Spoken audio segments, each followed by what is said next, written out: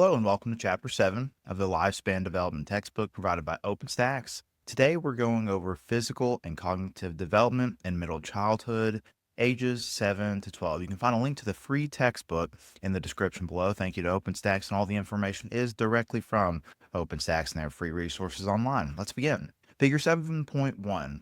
Middle childhood is a time of rapid physical and cognitive changes.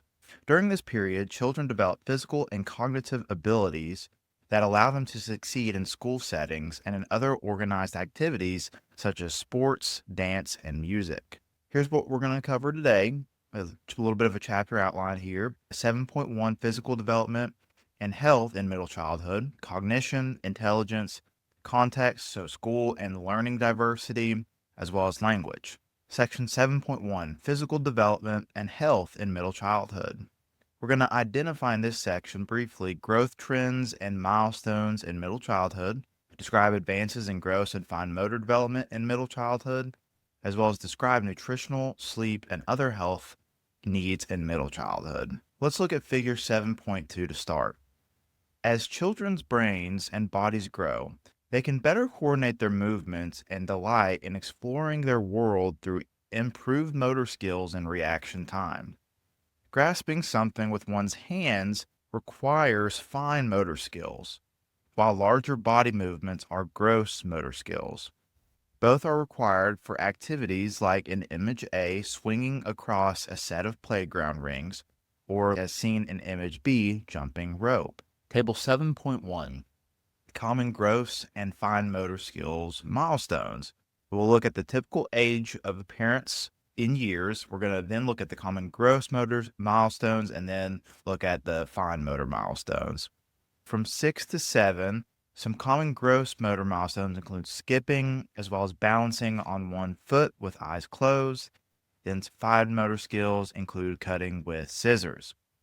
From ages 8 to 9, common gross motor milestones here include jumping vertically about 8 to 10 inches. And then common fine motor milestones include producing neater handwriting and writing small letters of uniform sizes. From age 10 to 12, common gross motor milestones being jumping 3 feet, a high jump, and then some fine motor milestones include drawing detailed as well as complex images and shapes. Figure 7. Fine motor skills, such as seen in Image A, riding, Image B, tying one's shoes, and in Image C, playing an instrument, continue to develop throughout middle childhood. Figure 7.4. Although children may no longer need a nap and will generally sleep less than they did during early childhood, quality sleep is still critical for physical, cognitive, and social emotional development. Figure 7.5. Although there have been significant improvements in healthful choices available to children for school lunches, less healthful options continue to be available. These include highly processed foods like pre-made sandwiches or chocolate milk. Figure 7.6. Losing baby teeth is a normal process during early childhood. Children usually lose their front teeth around the age of 6, although it can happen as early as age 4 or as late as age 8. Turning the attention to section 7.2, cognition, aka thinking, in middle childhood. What we're going to do in this section is identify the cognitive milestones of middle childhood, evaluate the impact of Piaget's concrete operational stage on middle childhood, and describe the information processing perspective on middle childhood. Let's look at table 7.2, cognitive milestones during middle childhood, ages 7 to 12. What we'll do first is look at the typical cognitive abilities and then an example. First is tell time. An example includes children can learn to read an analog clock. Next, recognize and understand the perspectives of others. An example of this, children can understand that other people may have different beliefs and opinions. Thirdly, think symbolically about their world. To give an example, children can use language and art to represent objects and events. Next, understand cause and effect relationships. Children will understand that if you take an ice cream cone outside on a hot day, it will melt quickly. Read a book and understand paragraphs. Children move from picture books to chapter books. Begin thinking logically and improve problem-solving abilities. Example includes children being able to solve logical problems that involve quantity, such as a math problem. Next is having longer attention spans. So children's attention spans increase with age and range from around 12 to 36 minutes depending on the task, such as practicing a musical instrument without needing a break. Next is showing significant improvements in memory. So children learn to apply memory strategies like rehearsal to remember information, such as learning a rhyme to remember the number or days in each month of the year. Second to last is understanding math principles, including manipulation of numbers and whole versus part. An example of this includes children learning to count backwards, add and subtract whole numbers, and add and subtract fractions. And lastly is understanding conservation of objects. An example is children understand that breaking a cookie does not mean that there is more cookie just because there are two pieces instead of one.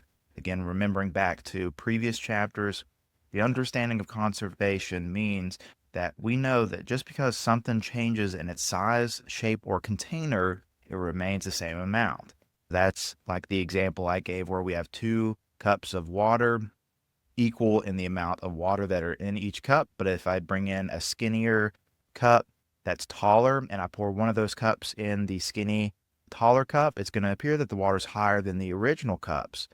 But somebody who has the concept of conservation knows that it remains the same amount. But somebody who hasn't achieved the concept of conservation just yet is going to say there's more water in the taller cup simply because the water's higher. Figure 7.7. Middle childhood is when children reach many cognitive milestones, such as improved reading and problem-solving skills, in part through collaborative learning experiences with peers. Figure 7.8. Children can now sort objects according to more than one category or dimension, such as in image A, like color, shape, and size, and can apply this seriation to, as seen in image B, real-world sorting, such as with these building toys. Figure 7.9. As children begin to maintain attention for longer periods of time on more complex tasks, they become interested in projects that require sustained attention, such as building models. Now, in this table, we're going to look at memory strategies frequently used by school-aged children. We'll firstly look at the memory strategy, definition, and then an example. First is rehearsal. To define is practicing to learn new information. An example includes children repeating a vocabulary word over and over to learn it for a vocabulary quiz. The old-fashioned rehearsal. Repetition is key. Next is elaboration. To define is connecting new information to existing knowledge. An example of this would be children helping with baking at home and may recognize fractions in math class from the recipes they have used. And lastly is organization.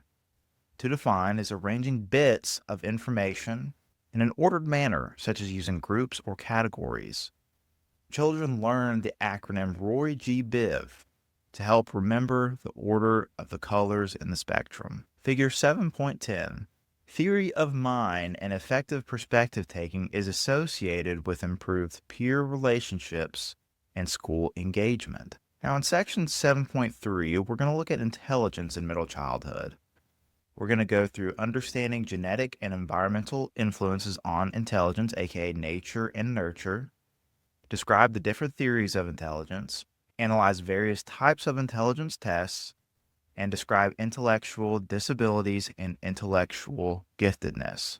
Figure 7.11. Enriching and stimulating experiences like nature walks, travel, and engaging learning activities can improve intelligence and cognitive development. Figure 7.12. Curiosity and exploring their world are important factors that can enhance intelligence during childhood. Now let's look at Gardner's 8 intelligences. A lot of people have hypothesized, is there one form of intelligence?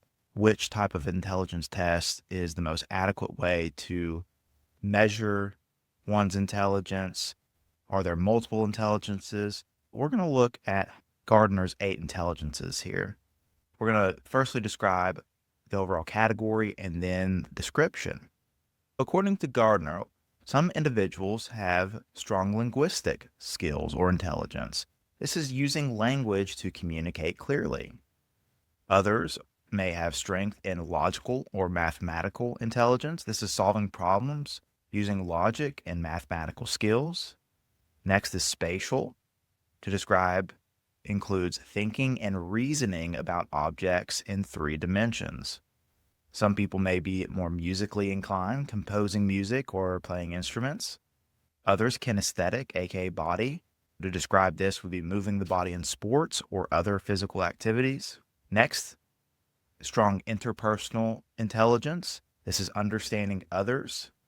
And intrapersonal includes having insight to the self. Interpersonal is between people, intrapersonal is with regard to the self. And then finally, naturalistic intelligence. This is the ability to recognize animals, plants, and other living things. Now, Sternberg identifies in his theory that there are 3 types of intelligence: practical, creative, and analytical. Those who have analytical intelligence, these are the academic problem solving and computation skills. These are like your individuals who have strong book smarts. Then you have practical intelligence. This is, quite simply, your street smarts and common sense. Then we have creative intelligence.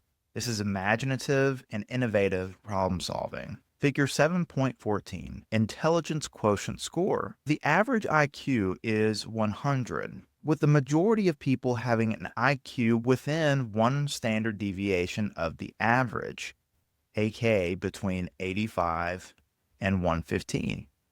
You are considered to be within the average if you're 1 standard deviation below or above. Then when you go to 1 standard deviation above or 1 standard deviation below, you are above average or below average. And then afterward, 2 standard deviations after that, above average, and then well below average. Section 7.4, context. We're going to talk about school and learning diversity in middle childhood.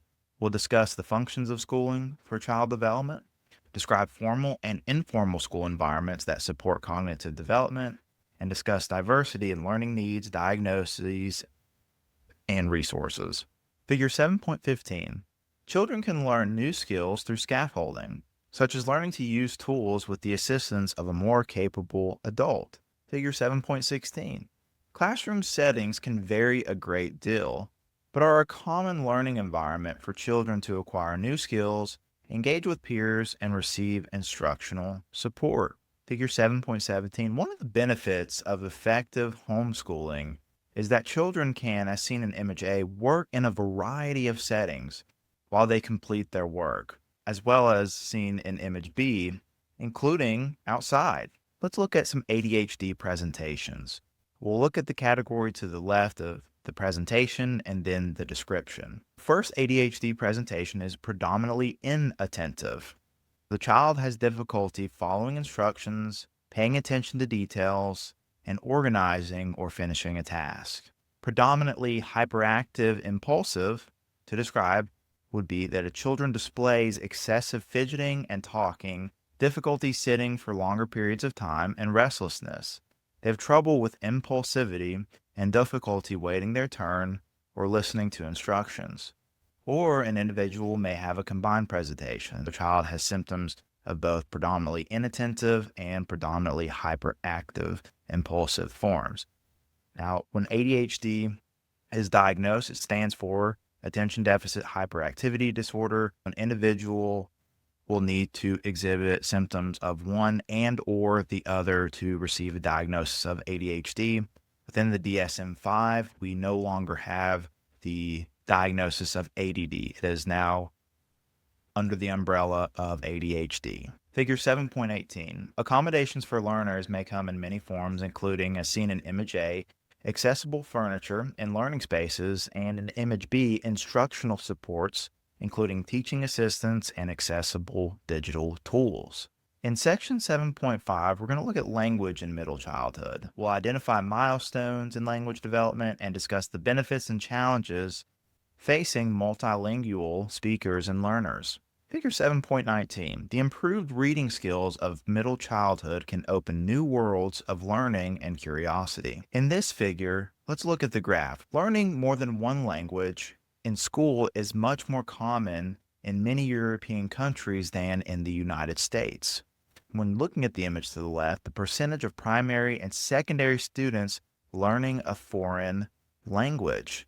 So you can see the percentage comparatively to the country. I encourage you to pause the video and see where your country ranks on this list. Predominantly here in the United States, we are among the lowest at 20%, with Norway, Romania, and France upwards of 100%. This will conclude Chapter 7 of the Lifespan Development Textbook provided by OpenStax. Again, you can find the textbook in the description below. It is completely free. Thank you to OpenStax. All the following is directly from OpenStax and their free resources online. Thank you for tuning in, and I will see you in the next video for Chapter 8. Have a good rest of your day. Bye-bye.